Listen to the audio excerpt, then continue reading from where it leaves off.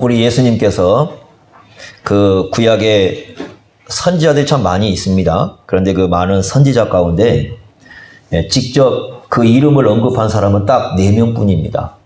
그 4사람이 예수님께서 직접 이름을 언급한 사람들입니다. 엘리야를 언급하셨고, 그 다음에 엘리사를 언급을 하셨고, 그 다음에 이사야 선지자를 언급하셨고, 이제 마지막 한 사람이 바로 요나라는 사람입니다. 예수님이 딱 4명의 이름만 선지자를 언급했는데, 그 중에 하나가 요나입니다. 요나 그러면 아마 여러분들이 다 머릿속에 기억한 건 큰 물고기 뱃속일 겁니다. 밤낮 3일 동안 물고기 뱃속에 있었다. 어떤 분들은 이제 그것 때문에 요나 이야기가 이거 가짜 아니야? 이거 만들어진 이야기 아니야? 이제 그렇게 얘기하는 사람들이 있어요. 어떻게 사람이 물고기 뱃속에 들어갈 수 있어? 뭐 이런 얘기를 합니다. 그런데 하나님께서 하신 이 사건은 역사적 사건이 맞습니다. 왜 그러냐면 우리 예수님께서 그렇게 말씀을 해주시고 계시기 때문에 예수님께서 물고기 뱃속에 들어간 걸 아예 역사적 사건으로 말씀을 하시면서 얘기를 하시기 때문에 역사적 사건이 맞습니다. 이제 사람들은 자기가 이제 보는 것만 가지고 보려고 하면 잘 이해가 안 되겠죠. 뭐 저야 어릴 때부터 자란 곳이 장수, 산골짜기에서 자란 물고기는 미꾸라지, 뭐 붕어, 뭐 중태기 뭐 이런 것들입니다. 그걸 늘 보고 자란 사람들은 사람이 들어갈 수 있는 물고기를 생각할 수가 없겠지요. 그런데 저 넓은 바닷속에서 살았던 사람들은 우리가 볼 수 없는 그런 것들을 보는 사람들 아니겠습니까? 뭐 그런 사람들 가운데는 정말 사람을 삼킬 만한 물고기가 있다. 뭐 그런 증언도 이제 하기도 합니다. 그런 과학적 어떤 증언을 떠나서 우리가 성경을 하나님으로 말씀으로 믿는다면 이 사건이 역사적 사건이라 믿을 수밖에 없습니다. 요나에 대해서는 요나서 외에 열왕기하 14장 25절에 한번 등장을 합니다. 요나가 언제 선지자 사역을 했느냐 그랬을 때 거기에 보면은 북이스라엘 왕 여로보암 2세 때라 이렇게 말씀을 합니다. 그리고 이 사람 출신이 가드헤벨 출신이라고 나옵니다. 가드헤벨은 예수님이 그 자라나셨던 나사렛 동네 있지 않습니까? 그 나사렛 동네에서 북동쪽으로 한 5km 정도 떨어져 있어요. 그러니까 예수님이 자라나셨던 나사렛에서 그리 멀지 않는 곳에 바로 이 요나가 태어난 그런 그 장소가 있습니다. 이런 요나에 대한 얘기를 열왕기하 14장 25절에 말씀을 해놓고 있는데 요나서가 좀 독특합니다. 왜 독특하냐면 요나서는 여러분들이 보시면 알겠지만 다 이야기 형식이에요. 그러니까 다른 선지서는요. 이 선지자가 여호와께서 이렇게 말씀하셨다라고 하면서 이렇게 말씀을 쭉 전하잖아요. 근데 요나서는 요나가 직접 전한 말씀은 딱 한 구절밖에 없어요. 그러니까 전부 다 이야기예요. 요나 이야기지 요나가 전한 말씀이 아니에요. 그러니까 요나가 전한 말씀은 딱 한 구절입니다. 그게 어디냐면 요나서 3장 4절입니다. 한번 보세요. 3장 4절에 보시면 요나가 하신 말씀은 딱 한 구절밖에 안 나옵니다. 3장 4절. 나중에 퀴즈 내면 맞추셔야 됩니다. 요나가 그 성읍에 들어가서 하루 동안 다니면서 외쳤던 말씀이 뭐냐면 40일이 지나면 니느웨가 무너지리라. 이 한마디밖에 안 전합니다. 그게 요나가 전한 말씀이 이거 하나밖에 없어요. 나머지는 다 이야기예요. 근데 다른 서신들은 이렇지 않아요. 다른 서신들은 전부 다 어떤 말씀이에요? 여호와께서 이렇게 말씀하셨다고 이 말씀을 전한 내용이 나오는데 요나는 딱 요거 하나밖에 안 나옵니다. 요나는 어떤 사람인가? 우리가 요나서에서 여러분 볼 수 있는 요나서가 이제 어떤 사람일까? 이렇게 쭉 이제 우리가 한번 관찰을 해보면 요나는 하나님의 생각과 하나님의 성품을 싫어했던 사람이에요. 하나님이 생각한 거, 하나님이 말씀하는 거 싫다고 생각하는 사람이고 더군다나 하나님의 성품이 싫어요. 그래서 이 사람은 실증을 냈어요. 하나님에 대해서 실증을 낸 그런 사람이다. 이렇게 이해하면 아주 좋을 것 같아요. 그 내용을 우리가 좀 보면서 예수님에 대한 이야기로 넘어가겠는데, 자, 요나서를 먼저 우리가 이해하는 게 중요하겠죠. 요나서는요, 일어나라는 구조로 되어 있어요. 일어나. 우리가 여러분 그 달리다 쿰 들어보셨죠? 달리다 쿰 있잖아요. 쿰이라는 말이 일어나란 말이 일어나. 근데 그 쿰이라는 용어가 이 요나서를 이렇게 받들고 있는 구조입니다. 1장 2절을 한번 보세요. 1장 2절. 첫 번째 일어나가 나옵니다. 거기 1장 2절에 보면 너는 일어나, 이게 쿰이 나오죠? 일어나 저 큰 성읍 니느웨로 가서 그것을 향하여 외치라 이렇게 말씀합니다. 그러니까 선지자를 보내는 것은 왜 보내는 거예요? 선지자를 보내는 건 회개할 기회를 주는 겁니다. 원래 하나님께서요, 회개할 기회를 안 주면 절대 말씀 안 보냅니다. 그냥 바로 심판하십니다. 근데 선지자를 보내는 건 무슨 기회를 주냐면 회개할 기회를 주시는 겁니다. 회개할 기회를 주시는데 니느웨가 가야 할 성이 어디예요? 요나가 가야 할 성이 니느웨. 답은 말을 했고 니느웨. 아수르 여러분 아시잖아요. 아수르의 수도가 니느웨입니다. 이 니느웨는 그 이스라엘로부터 시작해서 동북쪽에 있습니다. 이렇게 이제 보시면 저 이렇게 북쪽으로 이렇게 돼 있고 북쪽에서 동쪽으로 약간 쏠려 있는 그런 지역에 이제 니느웨가 있습니다. 이 니느웨 사람들은 상당히 좀 잔혹하고 아주 호전적인 사람이에요. 심지어는 그 나중에 왕이 회개하는 거 보면요, 왕도 알아요. 자기 나라 사람들이 굉장히 좀 뭐랄까요, 이렇게 좀 사람들이 좀 잔혹하다는 그 사실을 인식하고 있을 정도로, 왕도 인식할 정도로 이 사람들이 좀 잔혹한 그런 면이 있는 그런 사람들입니다. 그래서 2절에 뭐라고 하냐면 1장 2절에 그 악독이 내 앞에 상달되었다. 그러니까 하나님께서 악독을 모르고 있었다는 게 아니라 이 사람들이 악을 행하고 있었어요. 그런데 이제 상달되었다라는 말은 이제 도무지 참을 수 없는, 지금까지 하나님께서 인내하고 참으셨는데 참을 수 없는 상황까지 왔다는 거죠. 그러니까 이제는 하나님께서 그대로 두지를 않겠다 이렇게 얘기를 합니다. 그래서 어디로 가라고 하느냐? 니느웨로 가서 외치라 이렇게 말씀을 합니다. 그런데 어떻게 하냐면 3절에 보시면 요나가 여호와의 얼굴을 피하려고 일어나 다시스로 도망하려 하여 욥바로 내려갔더니 도망을 칩니다. 요나의 이상한 신학이 나오죠. 어떤 신학이 나오냐면 거기 보면 2번이 나오는 얘기가 다시스로 배를 탔는데 여호와의 얼굴을 뭐 하려고 했다? 그러니까 요나가 이런 생각을 하면 안 되죠. 하나님을 피할 때가 있습니까? 없지요. 그러니까 물고기 뱃속보다 이상한 것은 하나님을 피할 수 있다고 생각하는 요나의 생각이에요. 어딜 가든지 하나님을 피할 수 있는 것은 없습니다. 그런데 요나는 선지자가 그런 생각을 하고 있어요. 내가 저쪽으로 다시스로 가게 되면 여호와의 얼굴을 피할 수 있겠다. 그렇게 생각한 것이죠. 그래서 욥바라는 곳으로 내려가는데 여러분 주보를 한번 보세요. 주보를 보시면 첫 페이지 한 장 넘겨보시면요. 그 오른쪽에 그 요나 나오고 지도 하나 나오죠. 이거 전화 여러분 아무도 못 읽어볼 거예요. 하도 글씨가 작아가지고. 그런데 그거 잘 보시면요. 니느웨는 보이죠. 오른쪽에, 맨 오른쪽에. 그죠? 그리로 가야 되죠. 그럼 다시스는 어느 쪽에 있냐면 저 왼쪽 끝을 보세요. 스페인이라고 쓰여 있네. 보이십니까? 그러니까 하나님께서 가라고 하는 쪽으로 해서 어느 쪽으로 가는 거예요? 반대로 도망을 치는 겁니다. 그러니까 하나님께서 가라고 가는 게 아니라 반대로 가는 거죠.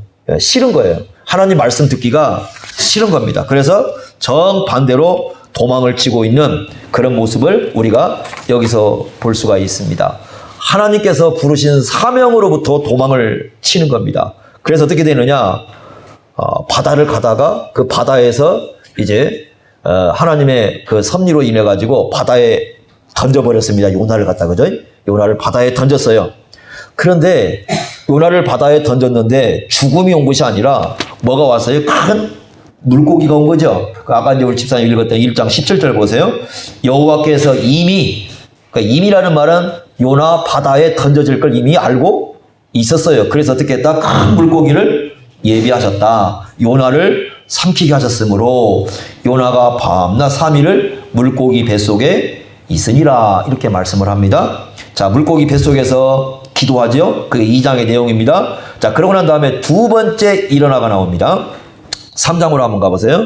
일어나 3장 1절 보시면 여호와의 말씀이 두 번째로 요나에게 임하니라 이르시되 2절 보시면 뭐라고 합니까? 일어나. 또 다른 이제 전환점이 나오죠. 일어나 저 큰 성읍 니느웨로 가서 내가 내게 명한 말을 그들에게 선포하라. 그래서 이제 하나님 말씀대로 처음에는 도망을 짓지만 이제는 도망치지 않고 어떻게 합니까? 니느웨로 가서 하나님 말씀을 전하는 그런 일을 합니다. 그런데 하나님의 말씀을 전했는데 별로 전하고 싶지가 않은 거죠. 별로 전하고 싶지 않으니까 하나님 말씀대로 전하는 게 아니라 한번 보세요. 3장 3절에 보시면 니느웨는 며칠 동안 걸을 수 있는 거리예요? 사흘이죠. 사흘인데 4절에 보시면 며칠만 걸어가요? 하루. 이틀은 안 가요. 빼먹고 그것도 하나님 이름은 언급도 안 해요. 여러분 선지자는요 항상 말씀 전할 때 뭐라고 하냐면 여호와께서 말씀하셨느니라 그리고 말씀을 전하잖아요. 하나님의 이름을 빼버려요. 그리고 뭐라고 하냐면 그냥 40일 지나면 니느웨 무너져 이렇게만 전하고 있어요.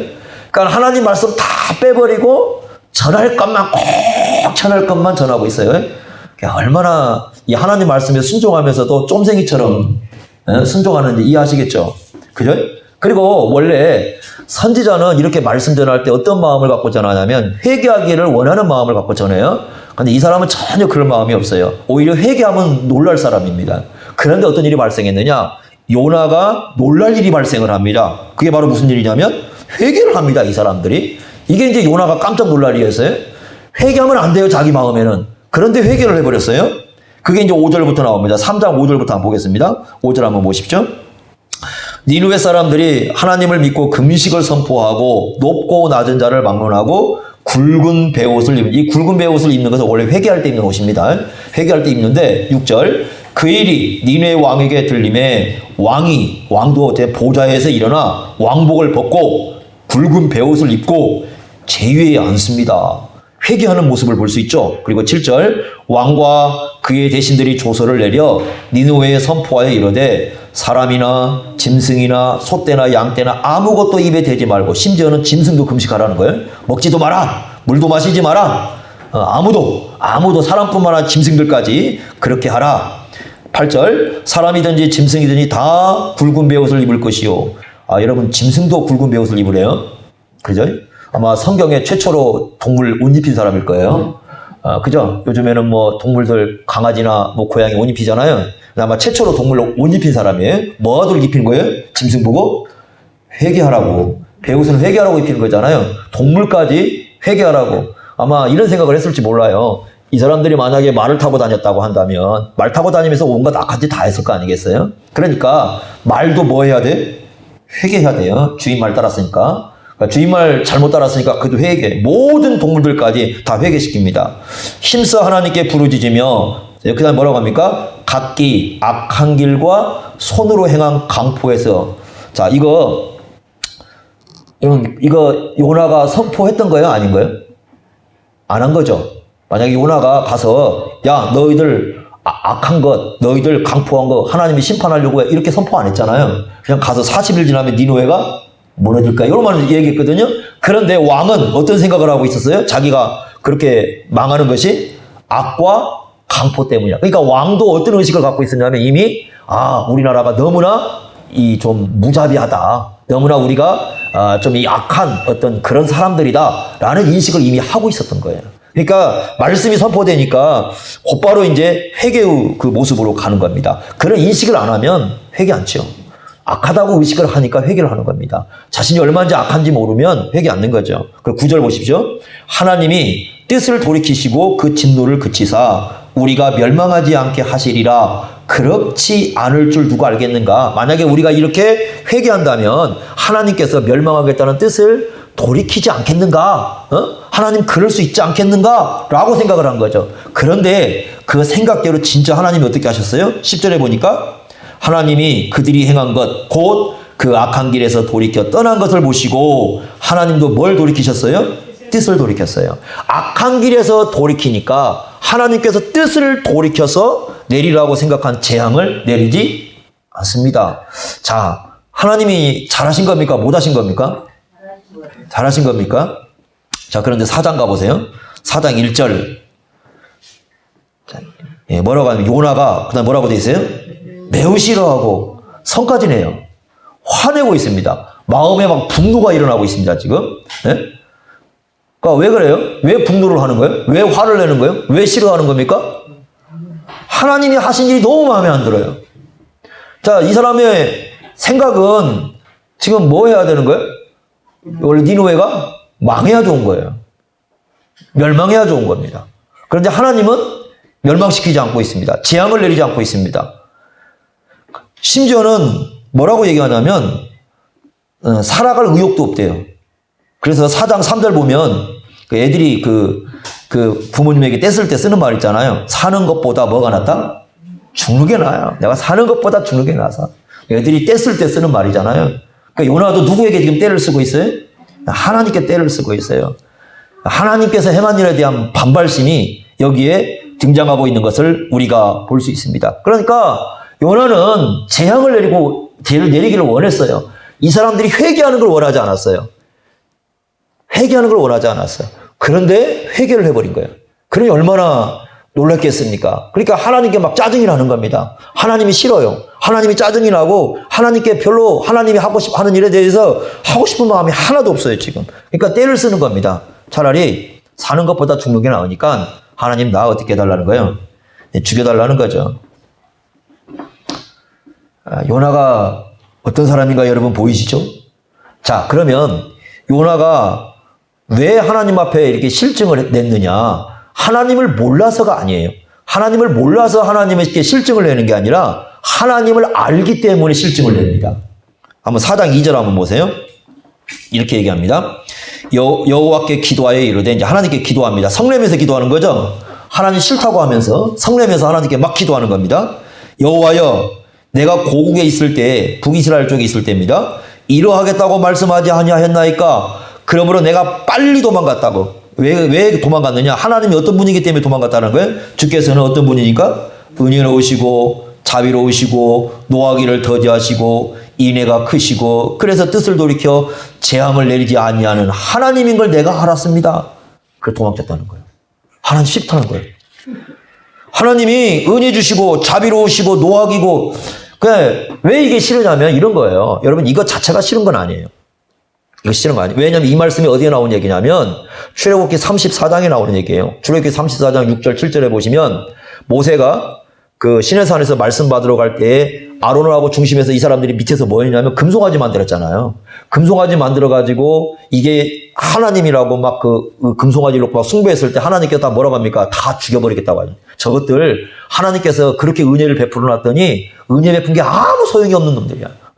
애굽에서 10가지 재앙을 내리시고 구름 기둥, 불 기둥으로 인도하시고 홍해를 건너게 하시고 그 다음에 그 물이 없다고 해서 물을 주시고 먹을 게 없다고 만나 주시고 고기 없다고 매출하게 주시고 그렇게 해서 이 사람을 다 인도했더니 그렇게 은혜를 베풀었더니 감사하는 마음은 한마디도 없어요. 하나님께 고사하고 하는 짓들이 금송아지 딱 만들어 놓고 이것이 자기들에게 은혜 줬다고 거기 앞에서 만들어 놓고 막 춤추고 놀고 절기치고 그러고 있습니다. 그러니까 하나님께서 뭐라고 말씀하시냐면 저 배은망덕한 것들 저것들 가만두면 안 되겠어. 다 죽여야 돼. 모세에게 그러잖아요. 이제 모세가 그러면 차라리 저도 죽여주세요. 그러니까 하나님께서 마음을 거두시지 않습니까? 그때 하신 말씀이 바로 이 말씀이거든요. 그러니까 그때 이 하나님의 은혜가 아니었다면 하나님의 자비가 아니었다면 하나님께서 인애를 베풀지 않았더라면 그 사람들 다 어떻게 됐을 뻔했어요? 다 죽을 뻔했어요. 하나님께서 은혜를 베풀어 주셔서 그들은 살았어요. 근데 문제는 뭐냐? 자기들에게 은혜 주시는 건 좋은데 다른 사람에게 은혜 주시는 건 싫은 거예요. 그 만볼로 아시겠습니까? 자기들에게 은혜 주시는 건 좋아요. 그러나 다른 사람들에게 은혜 주시는 건 싫은 거예요. 그래서 하나님이 너무도 싫다는 겁니다. 그러니까 두 가지 면에서 이제 문제가 되는 겁니다. 첫째는 뭐냐? 하나님께서요, 아브라함을 부를 때 처음부터 이방인들도 구원의 대상이죠.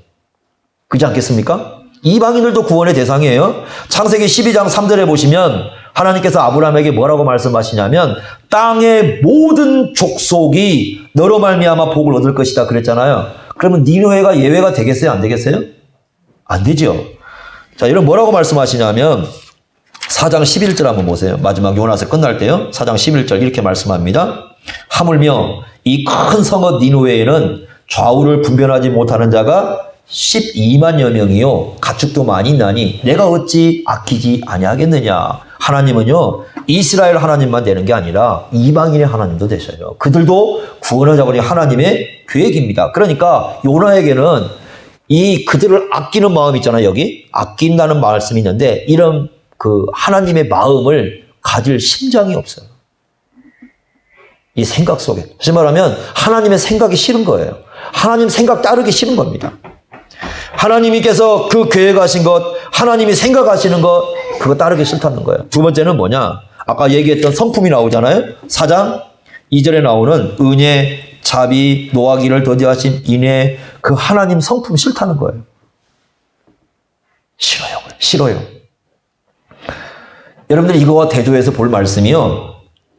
그 열왕기하 14장 25절인데요. 열왕기하 14장 25절에 보면 요나가 북이스라엘 그 여로보암 2세 때에 전한 메시지가 나옵니다. 어떤 메시지가 나오냐면 그 이스라엘 영토 회복에 대한 얘기가 나와요. 저쪽에 하맛옥이라면 저쪽 북쪽 끝에서부터 아라바까지니까 이 사해바다 쪽에 여기 넓은 땅덩어리인데 그 땅덩어리를 회복할 거라는 메시지를 전해주라고 그랬어요. 그러면 요나가 어떻게 전했겠습니까? 땅 얻을 거야 그러겠습니까? 신나게 전했겠습니까? 신나게 전했겠죠. 하나님께서 야 땅을 영토를 다시 회복시켜 주신다. 저 북쪽부터 남쪽까지 하나님께서 그 땅을 다시 회복할 수 있도록 그렇게 해주신다. 얼마나 신나게 전했겠습니까? 그런데 니누에 사람한테 전할 때는 니누에 사람들이 회개하고 재앙을 면하는 게 싫은 거예요. 억지로 할 수 없이 가가지고 간단하게 말씀을 전합니다. 자기들이 얻을 때, 이득을 얻을 때, 자기 나라가 이득을 얻을 때는 막 신나게 전하고 상대방이 회개하고 돌아온 것에 대해서는 간단하게 그냥 전하고 맙니다. 이게 요나입니다. 그러니까 요나는요, 하나님을 몰라서가 아니라 하나님의 생각이 싫고 하나님의 성품도 싫기 때문에 이렇게 행한 겁니다. 요나의 문제는 바로 이거였습니다. 이 죄악의 특징이 그러거든요. 실증이에요, 죄악의 특징이. 로마서 1장 28절에도 보면 그 마음에 하나님 두기를 싫어한다고 말씀했는데 하나님 생각이 싫은 거예요. 왜 많은 사람들이 성경을 가까이 하지 않을까? 왜 많은 사람들이 하나님 말씀할 때 귀 기울이지 않을까? 생각 싫은 거예요. 정말 우리가 하나님의 생각이 좋다면, 하나님의 생각이 옳다고 생각한다면, 하나님의 그 마음이 우리가 옳다고 생각한다면 당연히 하나님의 말씀을 가까이 하면서 그 생각을 더 알려고 할 것이고 더 이렇게 하나님의 생각에 대해서 내 마음에 품으려고 그렇게 하지 않겠어요? 그런데 왜 사람들이 그렇게 하지 않느냐? 싫은 거예요. 하나님의 성품도 싫은 거예요. 네? 가끔은 그럴 때는 있어요. 우리 생각 속에 하나님, 저 못돼 먹은 저 악당 같은 사람을 왜 저렇게 가만두십니까? 저 하나님의 이름으로 저 악당 같은 짓을 하는 사람 있잖아요. 그죠? 그런 사람 있잖아요. 이단 교주들은 얼마나 잘 먹겠어요. 오래 살잖아요. 저 악당 같은 사람 빨리빨리 왜 안 가두고 가십니까? 아마 그럴 마음이 품을 때가 가끔 있어요. 그죠? 그런데 하나님이 참고 계시잖아요. 그러면 하나님의 인내하시는 모습인데 가끔 가다 답답하긴 해요. 우리 입장에서. 그죠? 그렇게 보이긴 하죠. 그러니까 그렇지만 하나님의 성품을 싫어하면 안 되는 거거든요. 오히려 그 하나님의 성품이 야 그래 참 하나님의 성품이 그런 분이시구나. 우리가 그런 하나님의 마음을 닮아가야지. 이렇게 마음을 먹어야 되는데 하나님의 생각도 싫고 하나님의 성품도 싫고 그러니까 하나님에 대해서는 자기한테 말도 하지 말라는 거죠. 이렇게 말하는 사람들이 얼마나 많은지 모릅니다. 하나님의 생각이 좋다면 하나님의 말씀이 기쁨이 될 것이고 하나님의 성품이 좋다면 하나님이 어떤 분인가 얘기할 때 그것이 우리 마음속에 기쁨을 줘야 됩니다. 많은 사람들이 하나님에 대해서 그게 싫은 것은 바로 그것 때문에 그래요. 하나님 실제로 말하면 싫은 거예요. 나 하나님 싫습니다. 그렇게 말은 안 해요. 그러나 하나님 싫은 겁니다. 그 생각도 싫고 그 성품도 싫고. 우리 예수님은 어떤 분이냐? 여러분 여기에 비해서요. 우리 예수님은 정말로 요나처럼 일하신 분이 아니에요. 그러니까 요나처럼 하나님 생각도 싫고 하나님 성품도 싫어서 억지로 가서 말씀 짧게 이렇게 전하신 분이 아니라 하나님의 생각과 그 하나님의 성품을 너무 기뻐서 그게 너무 좋아서 하나님께서 말씀하신 그걸 가지고 이 땅에 오셔가지고 말씀을 전하신 분이 누구예요? 우리 예수님이잖아요. 자, 한 구절 보겠습니다. 요한복음 한번 보겠습니다. 요한복음 12절 한번 보겠습니다. 네, 요한복음 12장 49절을 보시면 이렇게 말씀합니다. 요한복음 12장 49절에 보면 내가 내 자의로 말한 것이 아니요 나를 보내신 아버지께서 내가 말할 것과 이룰 것을 친히 명령하여 주셨으니까 예수님 자신이 누구라는 겁니까? 선지자라는 거죠. 선지자죠. 선지자인데 50절 보세요. 나는 그의 명령이 무엇인 줄 아노라? 영생인 줄 아노라. 예수님이 왜 오셨어요? 우리로 하여금 뭐 얻기 위해서 왔어요? 영생 얻기 위해서 오셨잖아요. 그러니까 예수님께서는 이런 말씀을 전할 때 억지로 전한 게 아니에요. 기쁘게 하신 거예요. 기쁘게 순종하셨고 기쁘게 이 말씀을 전하셨고 하나님 아버지의 말씀을 기쁘게 하신 거예요. 그게 예수님의 모습이에요. 자, 우리가 또 예수님께서 아까 요나에 대해서 언급하셨다고 그랬죠? 그 부분을 우리가 좀 보겠는데요. 마태복음 12장을 한번 보십시오. 마태복음 12장.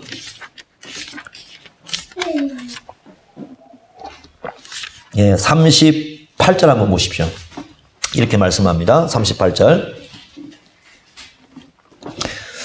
그때 서기관과 바리새인, 서기관과 바리새인이 연합을 했어요. 연합을 해가지고 예수님에 대한 공격을 하는데 예수님께 뭐라고 요청을 하냐면 선생님이요, 우리에게 뭘 보여달라고 그래? 표적을 보여달라고요. 표적.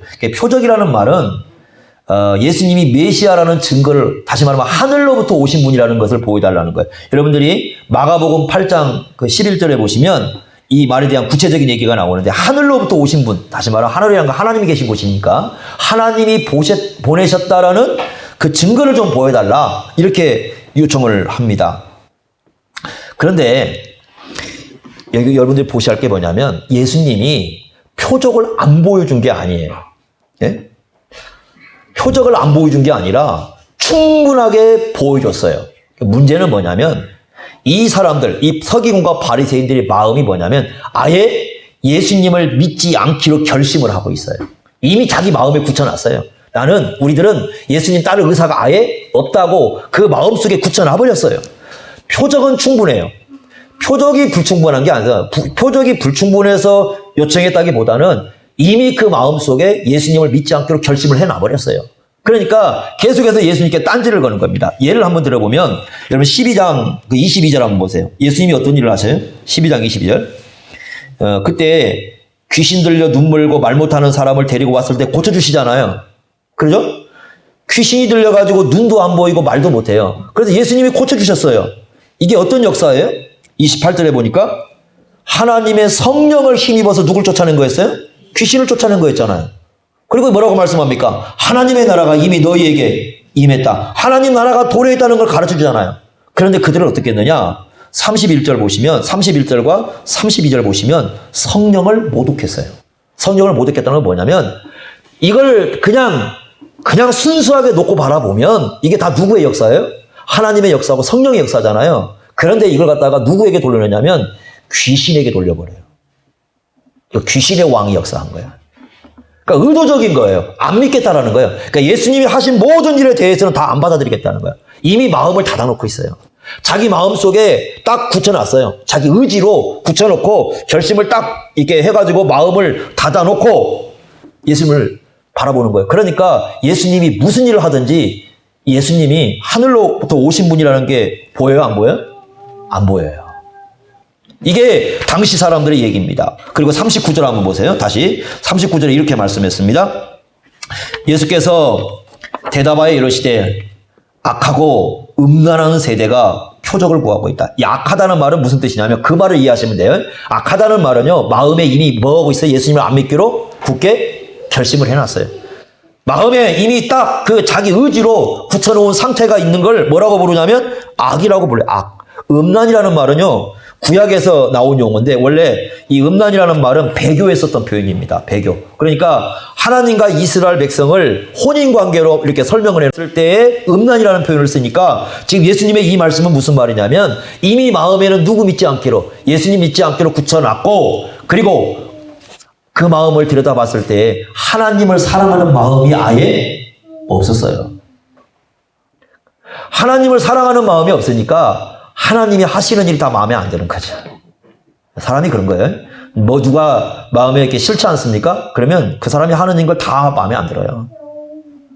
어떤 표적을 보여주든지 어떤 내용을 보여주든지 이 사람들은 예수님을 향해서 믿음을 가질 사람들이 아니에요. 왜? 이미 마음에 뭐해서 딱 붙여놨어요. 그러죠? 그때 예수님이 하신 말씀이 자 39절 다시 한번 보겠습니다. 예수께서 대답하여 이르시되 악하고 음란한 세대가 표적을 구하나 그 다음에 뭐밖에 없다? 선지자 요나의 표적밖에는 보일 표적이 없다. 여기 요나의 표적을 얘기하지 않습니까? 그럼 요나의 표적이 뭘까? 그랬을 때 40절 보세요. 요나가 밤낮 사흘 동안 어디에 있었던 것이다? 물고기 뱃속에 있었던 것이다 라고 말씀을 합니다. 그러니까 이거 참 재미있는 사건이에요. 그러니까 이게 여러분 뒤집어보면 이렇습니다. 니느웨 사람들이 요나가 3일 동안 사흘 동안 물고기 뱃속에 있었다는 걸 알았다는 거죠. 저 도망가던 선지자가 왜 자기 나라로 왔나? 어떻게 왔는가? 누가 살려가지고 하나님이 물고기로 딱 해가지고 그죠? 배를 타고 온 게 아니라 물고기를 타고 와가지고 물고기가 토해냈다고 나오잖아요. 딱 토해내가지고 니네 와서 말씀 전하고 있다. 알았어요. 그것도 하나님의 역사한 걸 이들은 인식을 했어요. 그래서 어떻게 했다? 회개한 거죠. 그러면서 하신 말씀이 뭐예요? 거기 인자도 똑같은 거예요. 인자도 밤낮 사흘 동안 어디에 있을 것이다? 땅속에 있을 거다. 땅속에 있을 것이다. 그 말은 사흘이 지나면 뭐 할 것이다? 부활할 것이다. 이 말씀은 무슨 뜻이에요? 부활만이, 이제는 부활만이 뭐가 될 것이다? 유일한 표적이 될 것이다. 예수님이 무덤 속에 계시는데 그 무덤 속에 계신 예수님을 하나님께서 살리실 것인데 그것만이 표적이다. 이제는 그것도 안 믿으면 이제 뭐예요? 진짜 이 사람은 뭐가 없어요? 소망이 없는 사람들. 아예 소망이 없어요. 그러니까 부활을 안 믿으면 이제 이 사람에 대해서는 어떤 소망도 가질 수 없는 마지막 표적이 될 것이라고 말씀을 합니다. 그리고 41절에 이렇게 말씀했어요. 심판 때, 최후의 심판 때죠. 최후의 심판 때에 니느웨 사람들이 일어나 2세대 사람, 예수님 당시 사람들을 얘기하는 겁니다. 정죄할 것인데 왜냐하면 그들은 요나의 전도를 듣고 회개했지만 요나보다 더 크신 분이 누구? 예수님이시잖아요. 예수님이 직접 오셔서 말씀하자도 듣지를 않아 버립니다. 회개를 안 씁니다. 그 마음을 이미 딱 붙여놨어요. 그러니까 마음에 예수 안 믿기로 딱 붙여놓고 내가 예수님 말씀 안 따르기로 딱 붙여놓고 예수님이 하신 모든 것에 대해서 반대하기로 딱 붙여놓고 예수님을 바라보면서 예수님이 하는 모든 일에 대해서 대항하고 도전하고 예수님을 죽이려고 하고 이런 마음을 이미 이 사람들이 먹고 있습니다. 더 이상 가능성이 없는 거죠. 그래서 마지막 때가 되면 심판이 있을 때에 바로 니느웨 사람들이 너희들을 정죄해서 심판을 행할 것이다. 이렇게 말씀을 합니다. 여러분 우리는 어떻습니까? 부활을 진짜로 믿습니까? 중요한 건. 예수님의 부활을 정말 믿습니까? 우리의 부활을 정말로 믿습니까? 그러면 예수님의 부활을 믿고 우리가 부활한 걸 정말로 믿는다면 뭘 믿을 수밖에 없냐면 거기 41절에 말씀하고 있는 심판을 믿을 수밖에 없잖아요. 최후에 우리가 주님 앞에서 심판 앞에 서야 되잖아요. 그때 부활이 있으니까. 그러면 정말 우리가 이 부활을 믿는다면 주님의 생각을 기쁘게 따라야 되거든요. 주님의 성품이 좋아야 돼요. 우리 마음속에서. 그러니까 예수님이 생각이 실증이 난다. 예수님의 성품이 실증이 난다. 그런 사람들은 예수님에 대해서 관심도 없고 예수님 따르기도 싫고 예수님이 무슨 말씀을 하셔도 그냥 마음에 딱 붙여놨어요. 딱 붙여놓고 내가 딱 이미 결심을 해놓고 나 여기야 하고 딱 뭔가를 이렇게 해놓고는 더 이상 전혀 움직이질 않아요. 바리새인과 서기관들 이런 사람들처럼. 그렇게 되면 그 사람은 심각한 문제를 가져올 수 있다는 것입니다. 우리가 왜 성경을 가까이 하는가? 다른 게 없어요. 여러분이나 저나 성경을 가까이 하는 이유는 파리가 눈을 막아서 가까이 하는 이유는 거기에서 뭘 배우려고 하는 거예요? 제가 여러분들 성경을 가까이 하는 이유는요, 설교하기 위해서가 아니에요.